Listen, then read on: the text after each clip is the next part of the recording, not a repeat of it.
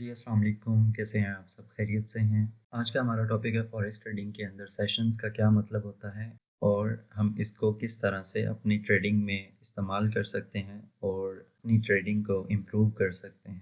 Trading session basically एक specific time period होता है जो कि वर्ल्ड में किसी एक जगह से एक मार्केट को रिप्रेजेंट करता है और इसी तरह दुनिया में डिफरेंट मार्केट्स और स्टॉक एक्सचेंज मिल के फॉरेक्स को इस काबिल बनाते हैं कि हम इसके अंदर 24 hours a day and 5 days a week हम फॉरेक्स के अंदर ट्रेड कर सकें। जैसा कि आप सबको पता है कि हम फॉरेक्स के अंदर 24 hours a day and 5 days a week trade कर सकते हैं, बट इसका मतलब ये बिल्कुल नहीं है कि इसको कोई एक सिंगल मार्केट चला रही होती है या हम किसी सिंगल मार्केट के अंदर ट्रेड कर रहे होते हैं, बल्कि इसको global networks of exchanges and brokers world wide मिलकर इस काबिल बनाते हैं कि हम इसको ट्रेड कर सकें। अब सबसे पहले हमें यह समझने की ज़रूरत है कि फॉरेक्स ट्रेडिंग सेशंस के अंदर हमारे पास 4 इम्पोर्टेंट सेशंस होते हैं और हम फॉरेक्स मार्केट को इन 4 मेजर सेशंस के अंदर डिवाइड कर सकते हैं। इसको हम मेजर सेशंस बोलते हैं। लाइक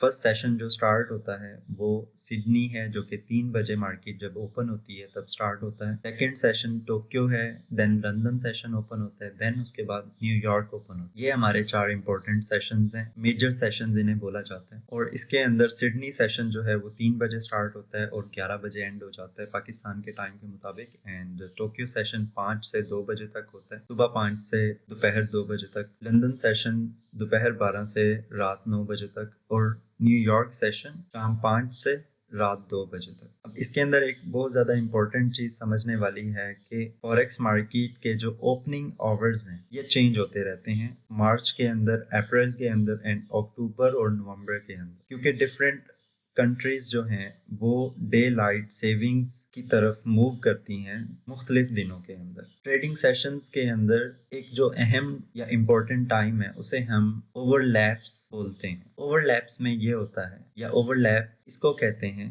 कि जिसके अंदर 2 trading sessions at a time open हो। जैसा कि टोक्यो और London session at a time open होता है, यानी टोक्यो की मार्केट और लंदन की market at a time open होती है जिन ट्रेडिंग आवर्स के अंदर, और इसी तरह से जिन ट्रेडिंग आवर्स के अंदर लंदन एंड न्यूयॉर्क की मार्केट एक साथ ओपन होती है, हम उन आवर्स को ओवरलैप कहते हैं या ट्रेडिंग सेशंस ओवरलैप कहते हैं। और ये सबसे बिजी टाइम होता है दिन का, क्योंकि इसके अंदर हाई वॉल्यूम के साथ मार्केट में ट्रेडिंग हो रही हो। और दूसरी वजह, at a time 2 markets open होती हैं जिस वजह से ट्रेडिंग वॉल्यूम इंक्रीज हो जाता है और मार्केट के अंदर मूवमेंट भी इंक्रीज हो जाता है। अब इसके अंदर एक चीज़ ये है कि जो प्रोफेशनल ट्रेडर्स होते हैं वो हमेशा 4 सेशंस के अंदर 4 सेशंस की बजाय एक सेशंस के ऊपर ट्रेड करना प्रेफरेंस देते हैं बनिस्बत इसके कि वो सारा दिन मार्केट को ट्रेड करें। अब हम थोड़ा सा चार्ट की तरफ चलते हैं और इसको एनालाइज करते हैं कि मार्केट इन सेशंस के अंदर किस तरह से वर्कआउट करती है। यहाँ पर हमारे पास जैसा कि आप देख सकते हैं यूरो यूएसडी का 15 मिनट टाइम फ्रेम ओपन है। 15 मिनट टाइम फ्रेम के अंदर मैंने सेशंस वाइज यस्टरडे की मार्केट को डिवाइड किया है। अब इसके अंदर आप ये देखें कि मार्केट जैसे ही 2 बजे ओपन होती है तो हमारा सिडनी का सेशन, सिडनी की एक्सचेंज ओपन हो जाती है। उसके बाद 5 बजे सुबह हमारी टोक्यो की एक्सचेंज ओपन हो जाती है। 12 बजे लंदन की एक्सचेंज ओपन होती है, लंदन का सेशन स्टार्ट हो जाता है। एंड इसी तरह शाम 5 बजे हमारा न्यूयॉर्क का सेशन या एक्सचेंज ओपन हो जाती है। अब आप इसके अंदर डिफरेंस देख सकते हैं कि मार्केट इन सेशंस के अंदर किस तरह से काम करती है। फॉर एग्जाम्पल, यस्टरडे सिडनी का सेशन जब स्टार्ट हुआ 2 बजे रात को, और जब सिडनी का सेशन एंड हुआ 11 बजे, यानी उस वक्त तक मार्केट जो है उसने बाई साइड में मूवमेंट दिखाई यूरो यूएसडी में। और जैसे ही सिडनी सेशन एंड हुआ मार्केट ने थोड़ा सा अपसाइड पे मूवमेंट दिखाई, लाइक फॉर 15 और 30 मिनट्स, एंड उसके बाद मार्केट ने अपनी डायरेक्शन चेंज कर ली और ये डायरेक्शन बाकी दिन सारा डाउन की तरफ मूव करती रही। दरमियान में इसने रिट्रेसमेंट्स लिए, बट ओवरऑल मूवमेंट यस्टरडे की वो डाउन साइड पे रही। अब यहाँ पे ये चीज़ देखने वाली है कि जब टोक्यो का सेशन स्टार्ट हुआ उससे पहले मार्केट जो है वो बिल्कुल स्मॉल मूवमेंट दे रही, बट जैसे ही टोक्यो का सेशन स्टार्ट हुआ अब यहाँ पे देखें मार्केट की कैंडल्स एवरेज मूवमेंट जो है उसकी वो इंक्रीज हो गई, मार्केट के अंदर वॉल्यूम ज्यादा आना स्टार्ट हो गया। इससे पहले कैंडल की बॉडी से आप अंदाजा लगाएं कि मार्केट में वॉल्यूम नहीं था। और जैसे ही हमारा लंदन सेशन स्टार्ट हुआ तो मार्केट में एक अगेन मूवमेंट हमें देखने को मिली, जिसमें हमें ऑलरेडी सिडनी का सेशन एंड होते ही और लंदन का सेशन स्टार्ट होते ही मार्केट के अंदर इस टाइम के दौरान एक रिवर्सल देखने को मिला। मार्केट ने सिडनी सेशन में अपसाइड की मूवमेंट की और जैसे ही सिडनी सेशन एंड हुआ और लंदन सेशन स्टार्ट हुआ इस दौरान मार्केट ने एक रिवर्सल क्रिएट करना स्टार्ट किया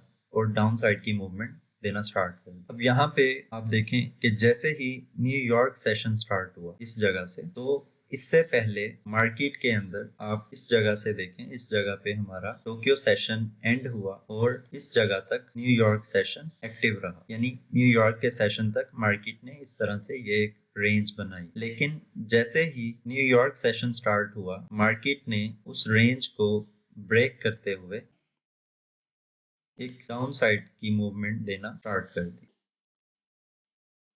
और जैसे ही हमारा लंदन सेशन एंड हुआ एग्जैक्ट उससे पहले मार्केट ने न्यूयॉर्क सेशन स्टार्ट होते ही एक डाउन साइड की मूवमेंट दी, उसके बाद एक रिट्रेसमेंट क्रिएट की और जैसे ही हमारा लंदन सेशन एंड हुआ मार्केट ने अगेन एक डाउन साइड की मूवमेंट दी और अपना डे डाउन की तरफ क्लोज कर दिया। अब इस चीज को अगर हम ओवरऑल डिवाइड करें तो ये कुछ इस तरह से होगा